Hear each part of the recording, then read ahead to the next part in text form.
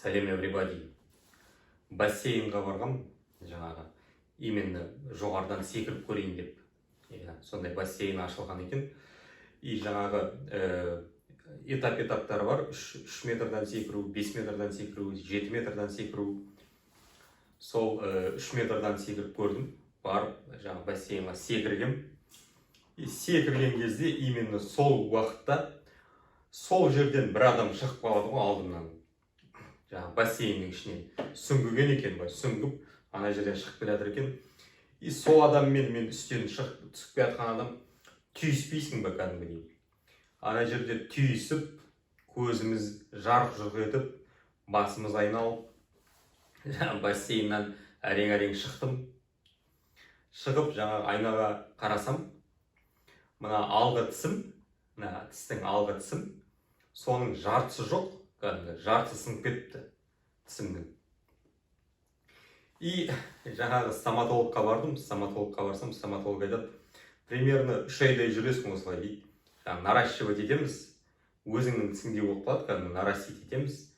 И не, бағасы 400 000, примерно 3 ай пока осылай жүресің дейді, жаңағы ішіне бірдеме салып қойып, басында сөйтіп.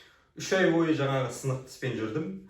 И сол 3 айдың ішінде кәдімгідей не болып кеттім ғой, неше түрлі кличкалар қойып кетті ғой маған. Енді самый главный кличка, енді банальный кличка ол жылан. Иә, кәдімгідей енді ысылдап кеттім. Екінші кличка ол деген түйе. Кейбіреулері вообще ары қарай кетіп қалды. Пожарник.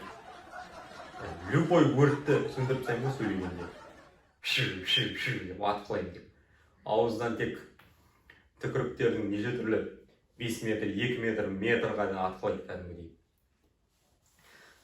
Не сөйлесіп тұрады адам менімен, мысалы, қарама-қарсы адаммен сөйлесіп тұрсам, адамның қарама-қарсы тұрған адамның реакциясы былай ғой.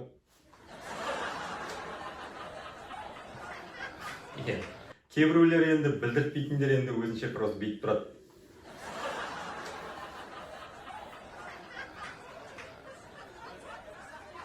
Не болды? Жай мұрным шығып кетті.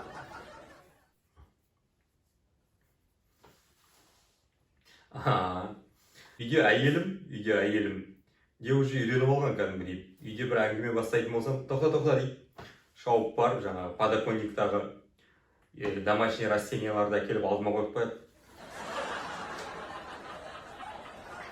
Суарыла берсін деп. Сенің әңгімең біткенше.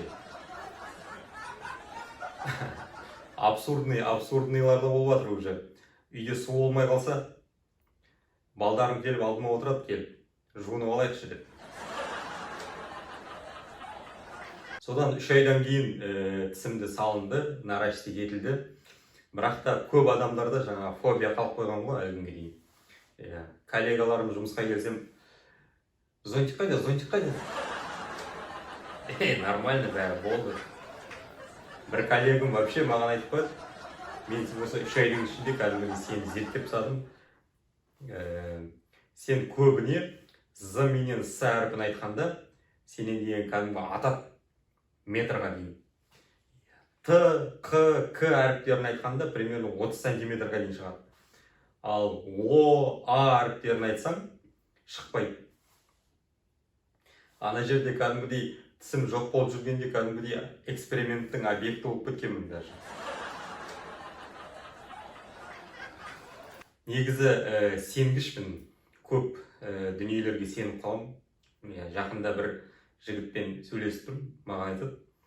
Осы 1-2 күн бұрын Ақтөбеден келдім. Арасы 500 километр ғой, соны примерно 2 сағат жарымда келдім.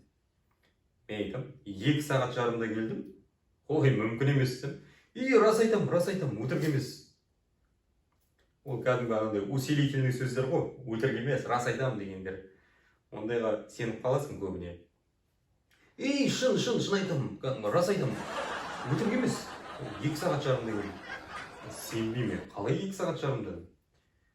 Не? Нан бар ма? Нан бар ма? Нан ұстаймын. Сонда да қалай 2 сағат жарым? Машинаң қандай сонда сенің? Лада Приора. Лада Приорамен 2 сағат жарымда келу деген. Лада Приорам деген даже 200 ұстап отырсаң сенің болады. Лада Приорам 200 ұстамайды ғой. Қалай саған енді сендіруге болады? Неше сағат қазір? Кешкі неше болды уже? 10 болды ма? Как раз түн батты ғой міне. Түн жамылып отырмын ғой. Ладно, түн жамылып отырсаң сен мүмкін келген боларсың. Сондай усилительный сөздер айтса сразу сеніп қаламын негізі.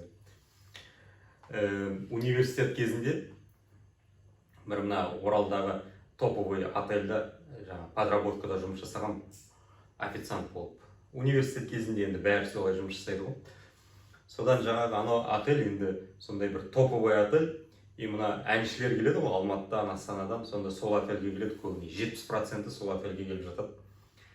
И бір күні бір суперзвезда келді, енді Қазақстанның. Қазір енді оның атын айтсам енді не болып кетер, ол бір резонансный болып, ертең ол маған үстімнен жазып жүрер. Атын айтпай-ақ қояйын енді. Бірақ та өте танымал топовый әнші жігіт. Сол келді, сол отельге ертең күні концерт екен, бүгінгі күні келіп, сонда қонды, жатты. И сағат 8-де примерно тамақ апардым мен. Жаңа мынандай каталкасы бар. Сол каталкамен тамақ апарам, ішіне кіргізесің. И сосын жаңағы мусор бірдемелер болса, алып кетесің. Сол жаңағы несін 8-де апарып кіргізіп тастадым тамағын. И шығып барады едім. Шығып баратқан кезде сол номерға бір қыз кіріп кетті. Енді былай алғанда не ғой? Типичный ситуация ғой енді. Қыз кіріп кетті. И примерно 8:30-да, жарты сағаттан кейін регламент бойынша жаңа тамақты алып кетуіміз керек. Жаңа апарған ыдыстарды бәрін алып кетуіміз керек. Сол 8:30-да бардым, жаңағы тамақтарды, ыдыстарды каталкада тұр екен, бос уже алып, сосын жаңағы мына жерде 2 комнат қой енді, мына жерде осындай бір комнат бар, сосын ана постельный комнат бар, жаңағы туалет, ваннасы бар, люкс қой енді, люкс. Сол туалет, ваннады жақтағы жаңағы мусор тұр, пакет. Сол пакетті да бірге алып шықтым и алып кеттім жаңағы каталканы. Примерно бір сағаттан кейін жаңа кіріп кеткен қыз шықты и ресепшнға келіп айтады. Жаңа ғана нені алып кеткен жігіт бар ма деп. А мен ана ресепшнның қасында отырмын. Сосын мен айтам, мен алып кеттім жаңа мусорларды. Қайда апардың мусорларды? Мен айтам, мусорный ящикке салып тастадым, ненің артындағы. Жаңағы зданиенің артындағы. Кеттік барайықшы, сонда бір затым алып кетейін. Сөйтіп мусорный ящикқа бардық. Мусорный ящикқа барсақ, именно сол уақытта жаңағы мусорды салып алып кетіп жатыр екен. Алып кетті, короче, машина қозғалып кетті мусорды. Үлгермей қалдым, ай-яй-яй деп бүйтіп қалды қанағыз. Сосын бір кезде маған айтады, сен бе алып кеткен? Мен. Сен не істедің? Неге аласың соны? Сен мені баламнан айырдың ғой дейді. Түсінбей қалдым вообще. Не болып жатыр? Келіп алып, маған кәдімгі бүйтіп мына кеудемнен ұрып, не болды? Неге алып кетесің сол? Әшейінде алып болмайсыңдар, бүгін неге алып кеттің бәрін деп. Содан жаңа ресепшнға келіп, жаңа отырсам, жаңаға ресепшндағы әйел айтады. Жаңа айтып беріп отырмын ғой енді историяны. Ресепшндағы әйел айтады, ол нормально, оған мән берудің керек жоқ. Бұлар сөйтеді постоянно. Знаменитый, жаңағы өте бай адамдар болса, бұлар солардың жаңағы қалып қойған жаңағы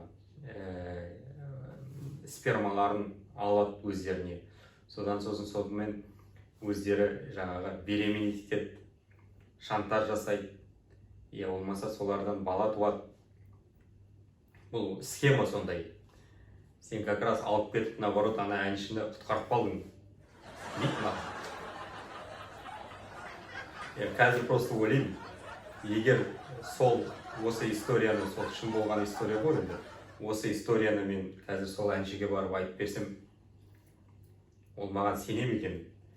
Сеніп, сен мені сол кезде құтқарған екенсің деп бір машинамды жібермейм екен.